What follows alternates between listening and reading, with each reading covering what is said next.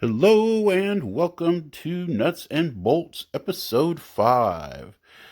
This is the show where we follow the world building of Dresden's tale as Dresden goes out into the dangerous world of his adventures. Dresden's tale, the story, tells about the story. Nuts and Bolts tells about the world he interacts with. I'm your guide, Lewis Nichols. In today's episode, we're going to follow Donnysaurus Max. He's going to be our case study as we look at a little bit of the geography of Moldav and a little bit of the religion and a little bit of the culture. See what kind of things he interacts with as he begins his adventuring career. Don't worry, there won't be a test later. This isn't any spoilers. This is a character simply for this experiment, for this show. He's not going to make an appearance in Dresden's tale. Unless I get a whole lot of comments and a lot of people asking for it, if so, anything's possible. For our segue today, I'm just going to do a little talking into the camera here. It's been a while since I've done any recording, actually. I wanted to take a break after Nuts and Bolts 4 in case I was getting comments. I could respond to them directly. So far, I have incredible support from a very select few. And thank you for those of you who see this, who are listening to this and other videos. The like button should be your friend. I appreciate every time you hit it. If you're one of those people that are watching and haven't subscribed, please hit the subscribe button. It helps very, very much. We're in the beginnings of March. Spring's starting to come to northern Canada. It's supposed to be above freezing all next week, and some of the snow is going to start to melt. Now, of course, it'll be summer. It'll be, well, hopefully not hot, but it'll certainly be warmer than it is now by the time season 1 wraps up. So you're going to see these regular, current videos more of the time now. And I hope that they'll be responding to your comments directly. Now, that's enough for my little segue here, except to say, let's hit that like button, okay? Everybody ready? 3, 2, 1, like button. All right, now that we got the hoo-ha out of the way, let's get into it. Let's talk a little bit about Saurian. Now, if you have listened to the episode on some of the top 10 species, you already know a little bit. These guys are big. I often describe them as dinosaur-like. To be honest, calling them reptilian is probably a little bit more accurate, as nowadays we think of dinosaurs with being much more colorful and feathers and all that stuff. Well, no feathers for the saurians. They're more like crocodiles on 2 legs, and they do have that nice tail. They've got strong physical attacks. In fact, their tail, especially at lower levels, is extremely useful in combat. Now, the reason I say lower levels is part of the mechanics of the world, the game system this grew up in. Most saurians don't go with physical attacks in their weapon skills. They tend toward heavy weapons, mauls and such, just to play up on that, hey, I'm the big guy on the block, I do lots of damage. Now, for those that are bruisers, they're are pugilists, as the terminology might go. The tail can remain an effective attack at higher levels. But considering their high strength, sometimes the great weapons, the great swords, the great mauls, they're actually better damage, better weapons suited to them, even if they have to sacrifice that tail attack later on as they're facing more difficult adversaries. Concerning the second big measure of their success in the culture, it's kind of a mixed bag. They're not prolific breeders, but they're not particularly hampered either. Females will remain fertile for years, as long as there's not too many children around already. Their bodies are sensitive to that, unlike humans or Tagara that'll just keep breeding like crazy if they can get away with it. Saurian females, if there's a lot of kids around, they actually will not continue to get pregnant and build the population. And they are not a particularly strong sex drive race. There's as much play as we occasionally get with the humans and the elves and Tagara all frolicking about. The Saurians pretty much look on it like they're a bunch of primitives that can't keep their clothes on. Now in 2051, the only known ethnic group of Saurians are from the Blue Snake Islands. From a world building point of view, I wanted an isolated area of Moldav, and this was it. In an open campaign world, it gave the PCs options. They could stay in the mainstream, or they could adventure out in the boonies, and this was very much the boonies of the world at that time. They did visit. They did interact with the Saurians there. Found them in the middle of a civil war between an urban population in the southern islands and a more rural population in the north. That southern population ended up becoming a clan in and of themselves, and a lot of the northern tribes ended up moving to the mainland and becoming members of other clans. That is where Donnysaurus came from. He was part of that northern clan and traveled to Kraus, eventually becoming a member of the Black Flag clan. The Black Flags were a pretty small clan back then, less than 10,000 members. Most of those were living in the city of Usland, and the Black Flags had pretty much no off-plane interests at the time, except for one tiny little colony on Manelia.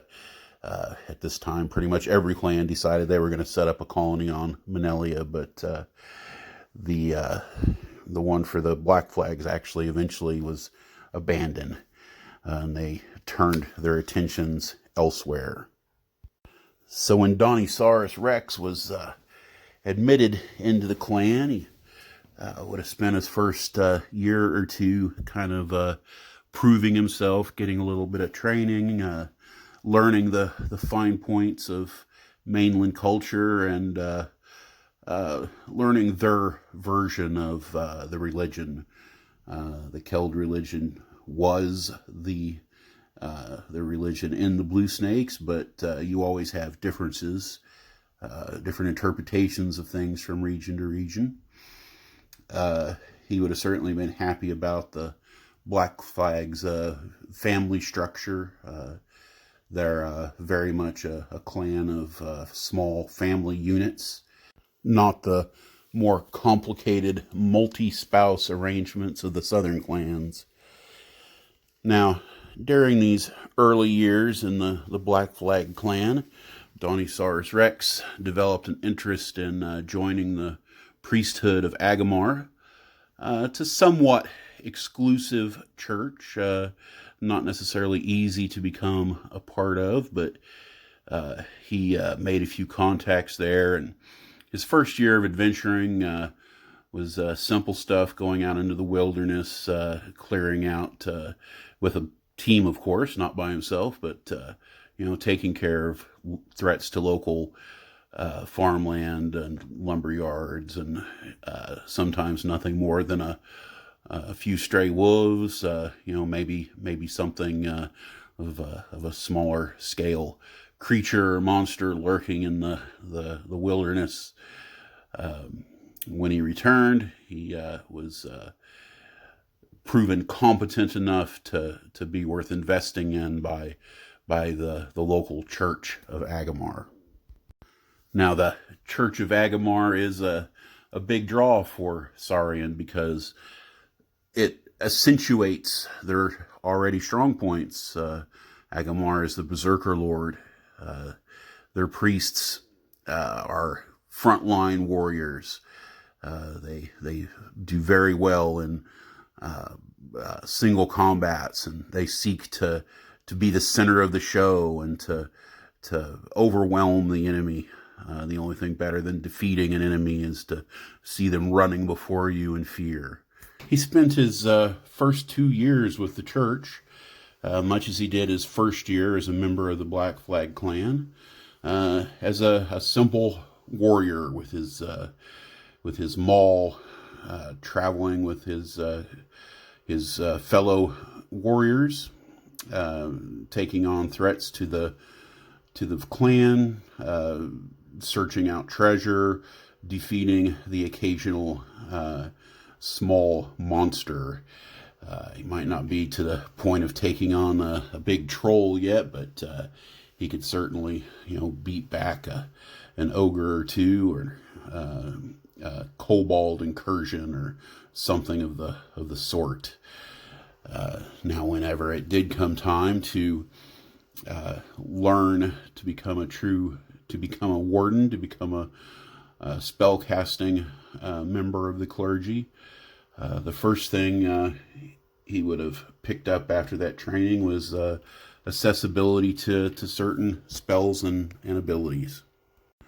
The Keld mythos hands out certain incantations to all their priests, simple healing, the ability to make themselves stand out. Munificence is kind of a glowing aura that the priest can take on to announce to everybody, hey, I'm a priest, and listen to what I have to say. They also have a spell that lets them handle hot or cold temperatures better, a spell to help them resist fear effects. All some very, very basic stuff. What the Church of Agamar offers directly are things that are more combat-oriented.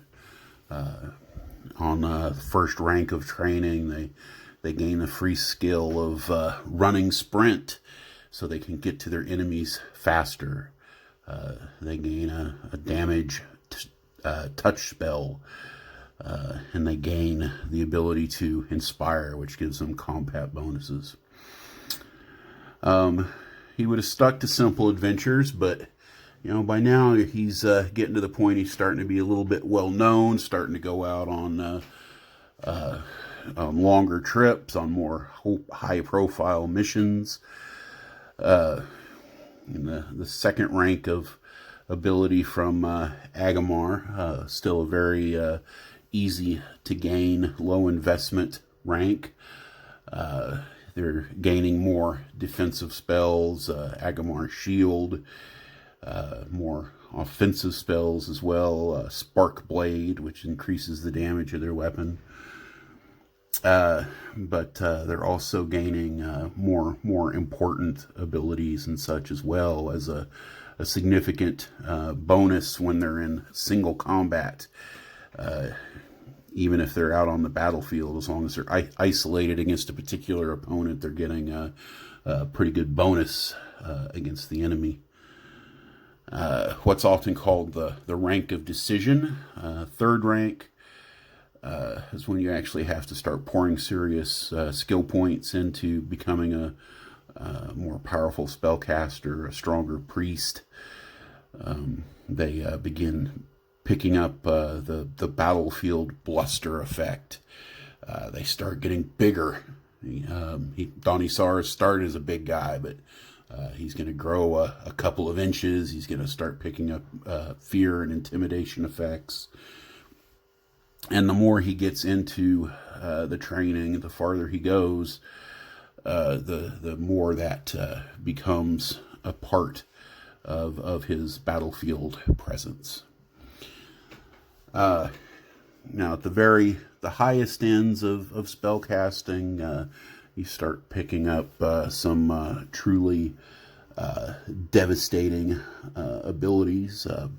First of all, Donnysaurus could easily cross the 10-foot mark, becoming an incredible dominating force on the battlefield. Of course, by that time, he'd be very high level as well. The shielding becomes, the magical shielding becomes permanent. He picks up abilities that are pretty much a constant fear and intimidation effect. His racial maximums. He could become stronger than other Saurian, more stamina, more agile. Basically, it all leads to him becoming an extremely powerful warrior. So that's been a little bit of the story of Donnysaurus Rex. A little insight as to what one particular individual in the Greater Keld Empire might become. If you enjoyed the story, leave a like. If you're not already subscribed to the channel, please do so.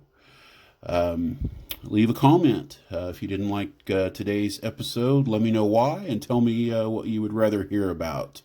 I would be more than happy to respond directly to my listeners. That said, I hope you all have an absolutely wonderful day.